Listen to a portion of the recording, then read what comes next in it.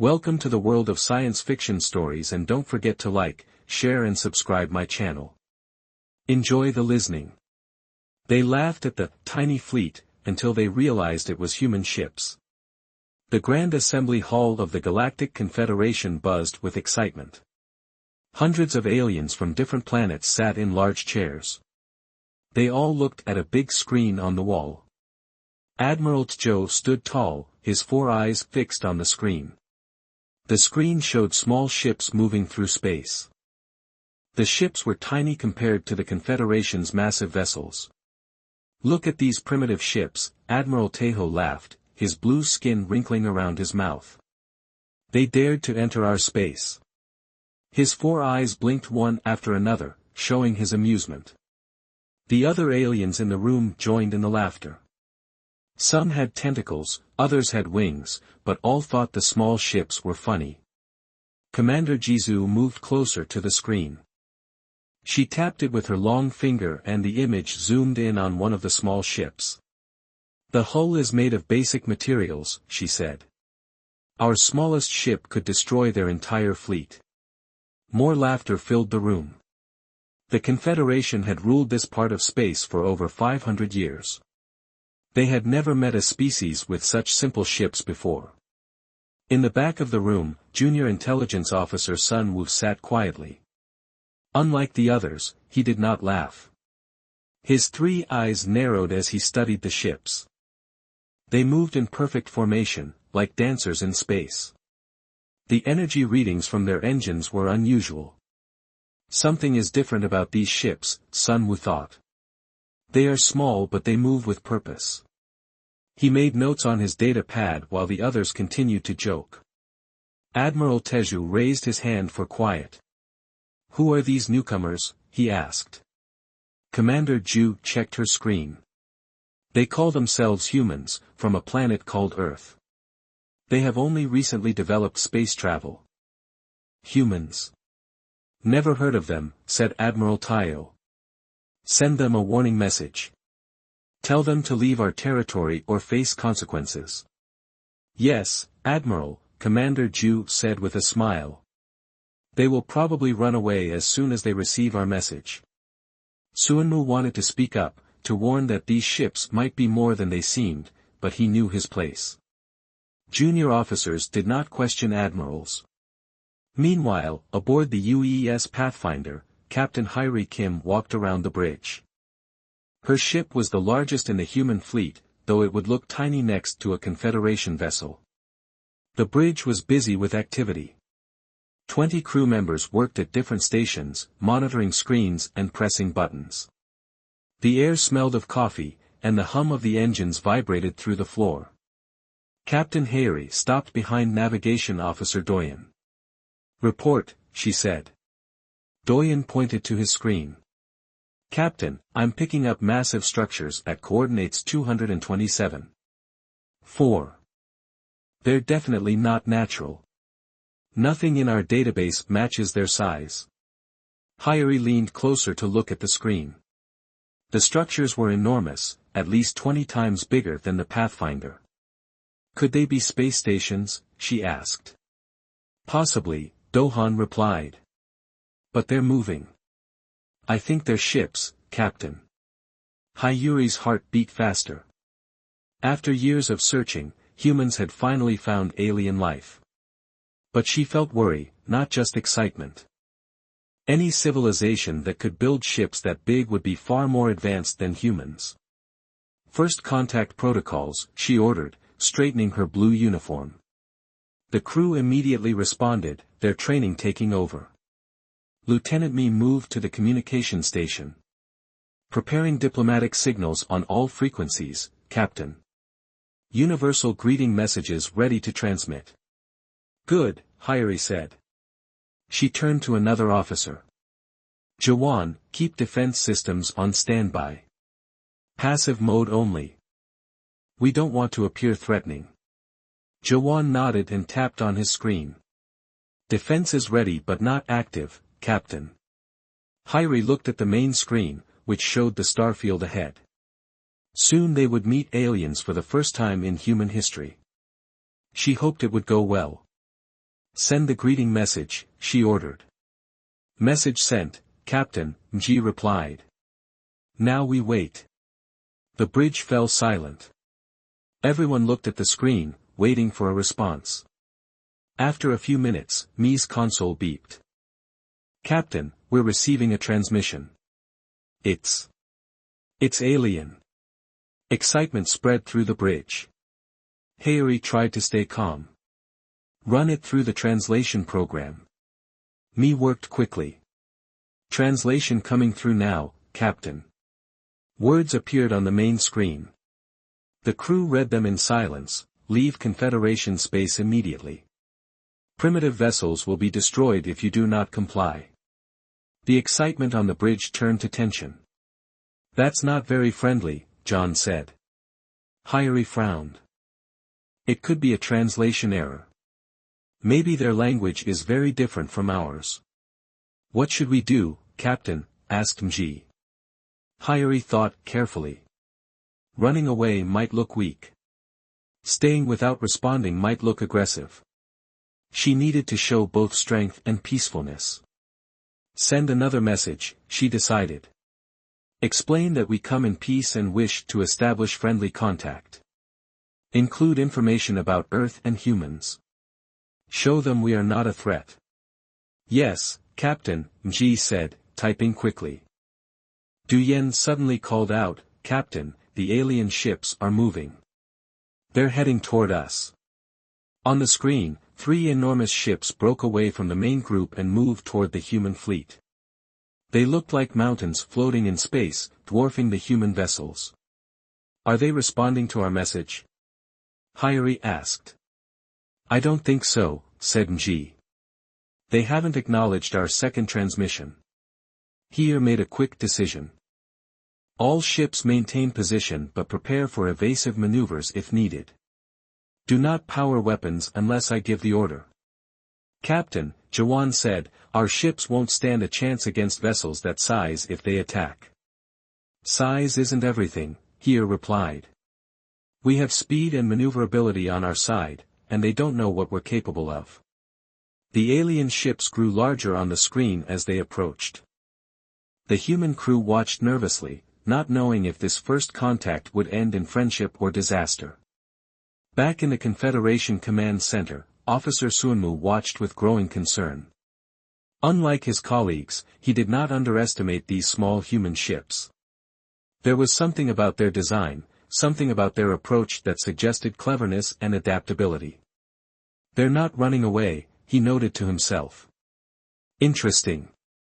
The message from the alien ships flashed on the main screen of the UES Pathfinder. Captain Hayori read it twice, her face serious. The words were clear but harsh, surrender immediately or face elimination. Inferior vessels will be detained for inspection. The bridge crew looked at each other nervously. No one had expected first contact to be so unfriendly. That's not exactly a warm welcome, John said quietly from his station. Captain Hayori tapped her fingers on the arm of her chair. She had trained for many possible first contact scenarios, but a direct threat was among the worst possibilities. They think we're weak because our ships are small, she said. This is a dangerous misunderstanding. Lieutenant Mi looked up from her communications panel. Should we leave, Captain? They clearly have superior firepower. Hayuri shook her head. Retreating now might be seen as weakness, and I don't want humanity's first contact with aliens to be us running away. She stood up and walked to the center of the bridge. Send our standard peaceful introduction package. Include all the information about Earth, our history, our achievements. Show them we are worth talking to. Yes, Captain, Mji replied, fingers flying over her console. Hayuri turned to Jawan at the tactical station. But quietly bring all systems to alert status, and plot evasive paths for all ships, just in case. Jayawan nodded and began working. The fleet is acknowledging your orders, Captain. All ships preparing for possible evasive action. Hire looked at the main screen again. The alien ships were massive black shapes against the stars, looking like floating mountains. Let's hope they're more reasonable than their message suggests. In the Grand Command Center of the Confederation flagship, Admiral Tejo sat on his elevated chair. Screens around him showed the tiny human ships from different angles. Commander Jizu approached with a data pad in her hand. "Admiral, they're responding with primitive communication attempts. It appears to be simple data about their species and planet." She scrolled through the information. "Nothing impressive, and their engines are showing increased activity." "Predictable," the Admiral replied with a sneer. "They realize they're outmatched and are preparing to flee." He tapped a button on his chair. "Send Squadron 6 to intercept."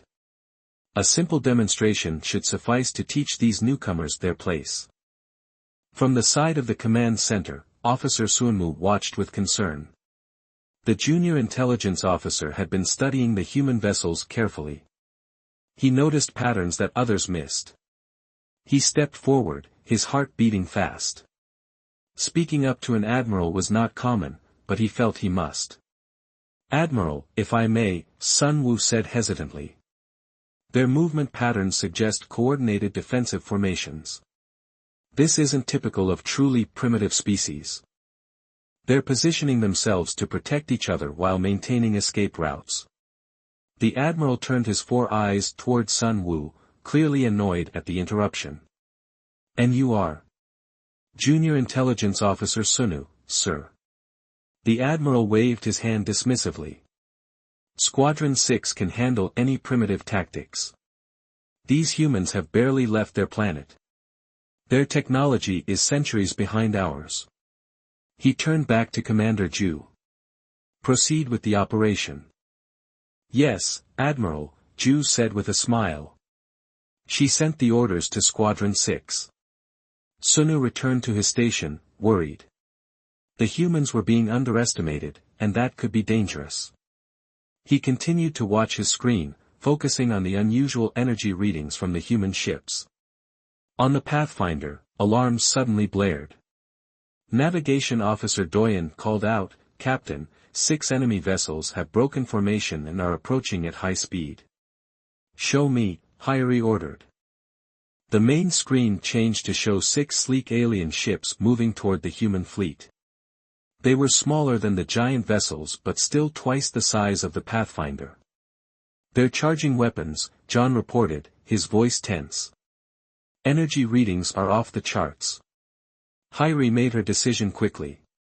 "All ships initiate maneuver pattern Delta. Do not fire unless fired upon." Across the human fleet, engines flared to life.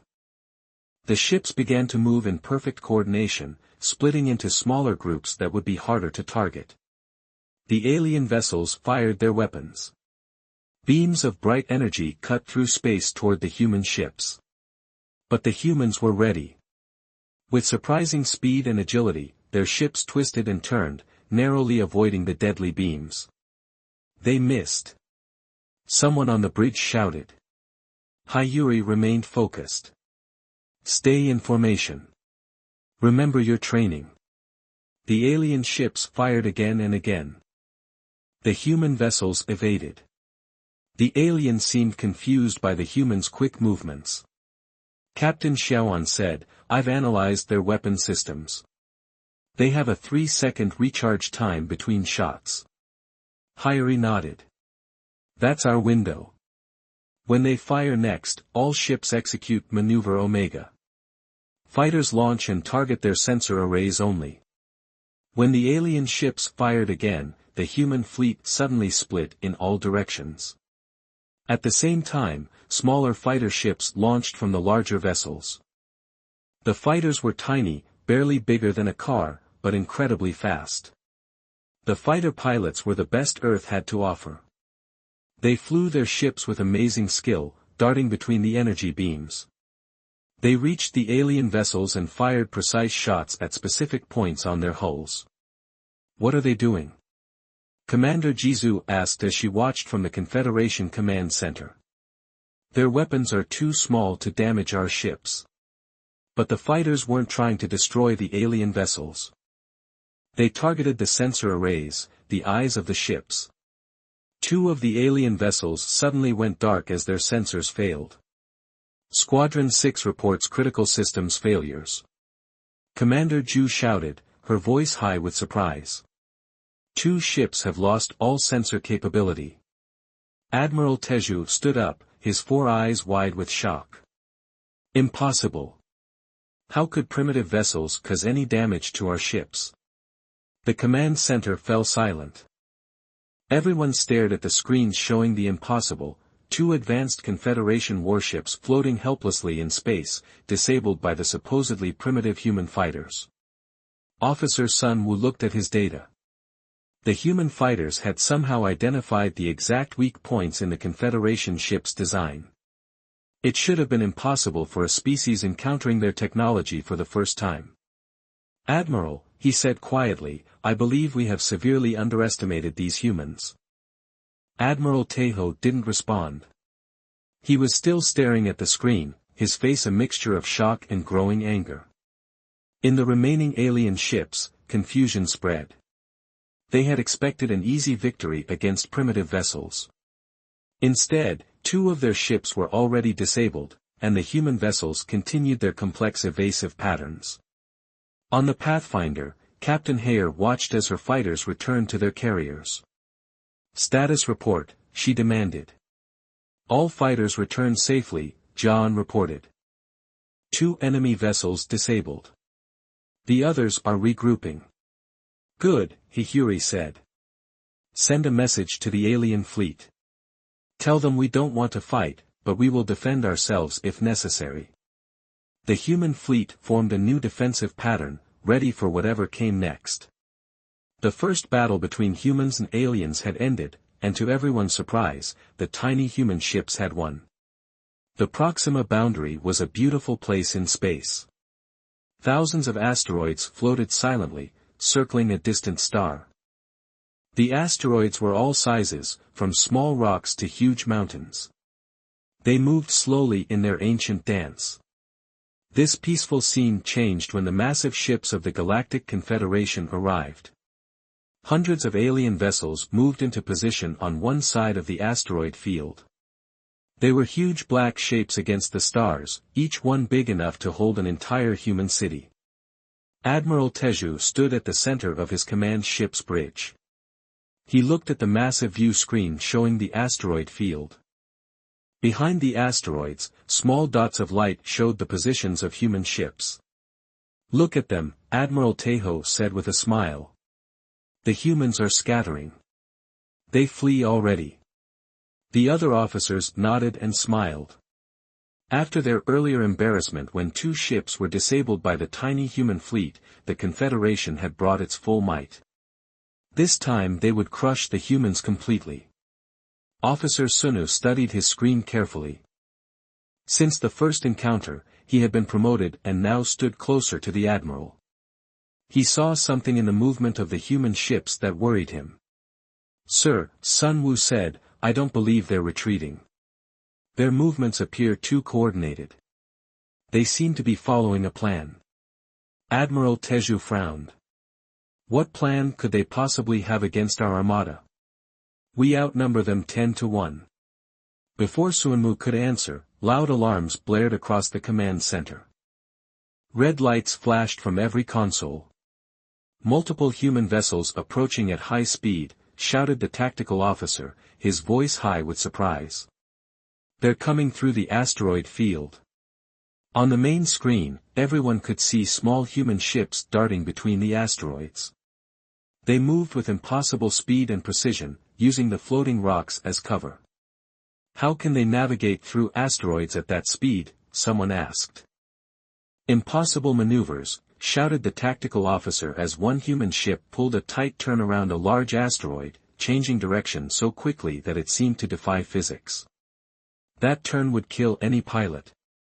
The GE forces would liquefy internal organs of any known species. Admiral Taihaho's four eyes widened. Fire all weapons. Destroy them now. The Confederation ships fired their massive energy weapons. The space around the asteroid field lit up with beams of deadly light. Many asteroids were hit and exploded into dust. But the human ships were too quick, too agile. "They're getting closer," the tactical officer shouted. "They'll be in weapons range in seconds." Aboard the UES Pathfinder, Captain Harry Kim sat calmly in her command chair. Around her, the bridge crew worked quickly at their stations. The ship shook as it accelerated through the asteroid field. "All ships report ready, Captain," said Communications Officer MG. "Everyone is in position." "Good," Hyrie replied. She could see the massive alien fleet on her screen. They were powerful but predictable. "Begin Phase 2. Jawan at the tactical station pressed a series of buttons. "Phase shift technology activated," he reported. "All ships are targeting enemy propulsion systems as planned." Hyrie nodded. The phase shift technology was humanity's secret weapon. After the first encounter, human scientists had studied the alien shield technology. They discovered that the Confederation shields operated on specific frequencies. By shifting their weapons to different frequencies, humans could bypass these powerful shields. "All ships execute attack pattern Omega," Hyrie ordered. "Remember your training. Hit and run." The human fleet split into 3 groups. Each group attacked from a different direction. Their smaller size made them harder to hit, and their incredible speed made them even more difficult targets.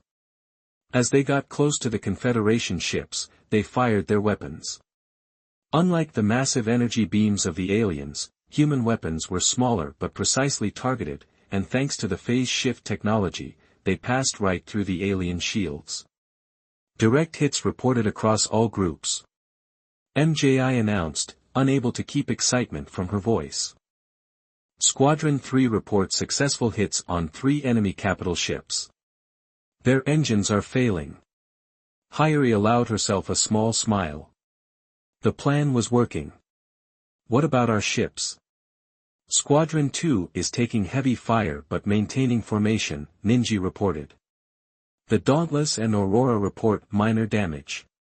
On the main screen, I could see the battle unfolding.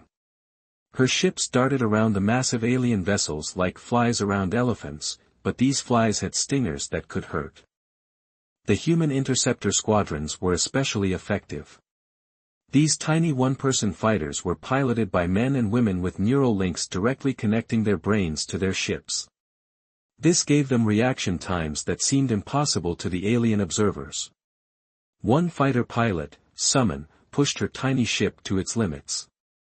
She flew so close to a Confederation battleship that she could see details on its hull.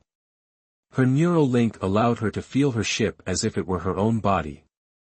She fired her weapons at exactly the right spot, hitting a weak point in the alien vessel's propulsion system. "Got you," she whispered as her shots connected. Behind her, the giant ship's engines flickered and died. Back on the Confederation command ship, chaos reigned. 3 more capital ships report critical damage, shouted an officer. They've lost propulsion. 5 more reporting shield failures, called another. How is this possible? Admiral Tejo demanded. Their weapons should not be able to penetrate our shields. Officer Sun Wu looked at his readings. They've somehow analyzed our shield frequencies and adjusted their weapons accordingly. It's impressive adaptation. Admiral Tejo slammed his fist down. Launch all fighters. Overwhelm them with numbers. The Confederation launched thousands of fighter ships. These were larger than human fighters but still much smaller than the capital ships. They swarmed toward the human fleet. But the human ships were ready. They regrouped and used the asteroids for cover again. The neural-linked pilots reacted faster than the alien pilots could follow. One Confederation fighter squadron leader watched in disbelief as a human fighter executed a turn that should have been physically impossible, flipping end over end and firing in the same motion. How do they control their ships like that? He asked over the communication system. No one had an answer. The battle continued for another hour. Despite their greater numbers, the Confederation ships couldn't effectively target the fast-moving human vessels. Meanwhile, the human ships kept hitting vulnerable spots on the alien ships, disabling more and more of them. Finally, Admiral Tahoe made a difficult decision. "Signal all ships," he ordered, his voice tight with anger. "Fall back to defensive position Delta." "Admiral?" Commander Ju questioned. "A tactical withdrawal," Admiral Tahoe corrected harshly. "We need to regroup and develop new strategies for these humans." As the massive Confederation fleet began to pull back, a cheer went up on the bridge of the Pathfinder. "They're retreating," Ji announced. Captain Hayer didn't join the celebration. "Casualties?" she asked. "We lost 17 ships," Jawan reported, his voice somber. 42 damaged but reparable." Hayeri nodded sadly. Victory had come at a cost. But considering they had faced the full might of the Confederation, it could have been much worse. "Signal all ships," she ordered. "Do not pursue. Form defensive positions and begin recovery operations." As both fleets separated, the asteroid field returned to its peaceful state. But something had changed in the galaxy forever. The tiny human fleet had stood against one of the mightiest forces in space and won. The Grand Council chamber of the Galactic Confederation was silent. 100 alien leaders sat around a large circular table. The mood was very different from the laughter and jokes of their first meeting about humans. High Counselor Hyundan stood at the center of the room. His tall, thin body cast a long shadow across the table. The 4 tentacles on his face twitched with concern. "This species cannot be underestimated," he declared. His voice echoed in the quiet chamber. "Our scientists have studied the battle data. Their assessment reveals a species forged through constant competition and adaptation." On the large screen behind him, images of Earth appeared. The aliens saw oceans, mountains, deserts, and jungles. They saw cities and the tiny human ships that had somehow defeated their mighty fleet. "Humans evolved on a planet with extreme variations in environment," Hyman continued. "They adapted to survive in deserts, Arctic regions, mountains, and oceans. This adaptability extends to their technology and battle tactics." Admiral Zhou rose from his seat. His uniform was perfect, but his 4 eyes showed anger and embarrassment. The defeat at Proxima Boundary had damaged his reputation. "I recommend immediate mobilization of our full military capacity," he said firmly. "We must gather every ship, every weapon. We will crush these humans before they become a greater threat." Many council members nodded in agreement. The Confederation had ruled the stars for centuries. They were not used to defeat. Senior intelligence advisor Sun Wu stood next. Just days ago, he had been a junior officer. Now, after his warnings about humans had proven correct, he had been promoted. "A full military response would be costly," he countered. "Humans have demonstrated they can cause significant damage even while outgunned. Their history suggests they become exceptionally resourceful when threatened." He touched a control panel, and the screen changed. Now it showed images from human history, battles, wars, and conflicts spanning thousands of years. "Look at their history," Sunu said. "When the humans fought each other, they developed new weapons and tactics very quickly. When one side created a new weapon, the other side found a way to defeat it. Often in days or weeks."